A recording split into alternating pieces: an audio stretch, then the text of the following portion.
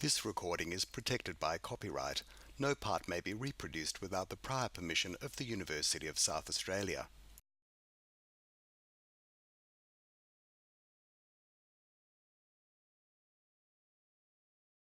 Your white card, your own risk assessment induction when you get to site, and you have to sign off on the builder's work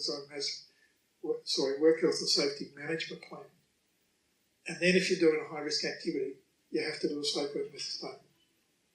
So you could have to do a 4-step process before you get into the site.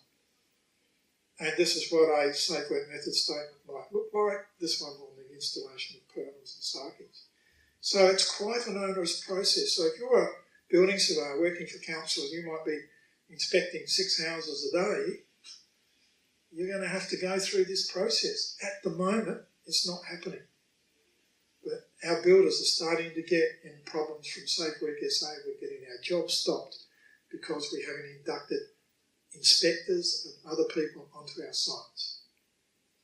So, if you're working in a council or as a private certifier, get ready, because this legislation has been in place for 4 years.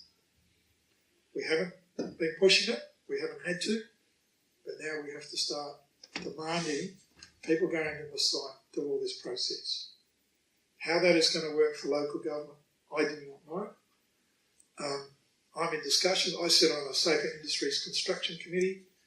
We are talking about it, and everybody's just shaking their heads saying, how is this going to work?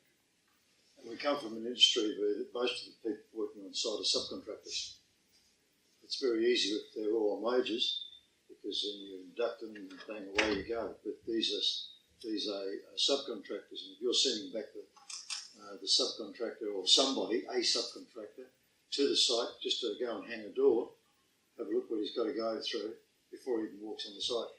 How much is it going to cost you to get that door hung? A lot of money. So it's required because people need to be working safely on sites, and unfortunately, over the years, the cottage building industry haven't worried about safety on site.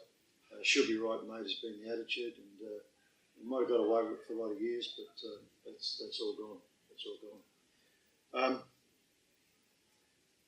I just thought I'd tell you a little bit about my role at the Adelaide Magistrates Court. I'm getting to see the end product of all those things we've just looked at. People getting sued for not doing their work correctly. Some of those, and in the work I was doing before as well, working for lots of barristers and solicitors and going into court, we've had cases where there's been bad building work and it's taken 10 years to get to the final court case, where it's cost lots and lots of money. I was working on one last year. On its 10th year, I had to go into court acting for the builder. The owners were suing the builder for $1.4 million. It had gone for 10 years, and at the end of the day, everybody sat around a table and came to an agreement, and both parties lost heaps of money. The only person that didn't lose money was me. I got paid. I thought it was great. What I'm doing nowadays is, in some occasions, sitting alongside the magistrate in the court, giving advice in regards to building disputes and talking to the owners. I'm sitting alongside of mediators and helping to mediate problems. And I guess, since I've been there, we've got about a 90% strike rate of mediating those problems. And 9 times out of 10, when they're mediated, the people realise that had they talked to each other right from the very start and fixed up the problem, they would have never have gone through the angst of the arguments. And sometimes because the builder's being dogmatic, and sometimes because the owners are being dogmatic. And other times when a well-meaning consultant who hasn't got a bloody clue about building work has written reports and it's a lot of rubbish, and it's cost people a lot of money to argue that because they think he's right and not listening to somebody else. And the other thing I do is go out on site and have a look at the jobs and do a report for the court to let them know my opinions, even though there's been other opinions done by other people, and might be surveyors, might be engineers, might be building consultants, might be the owner themselves or the builder themselves, and and I have to let the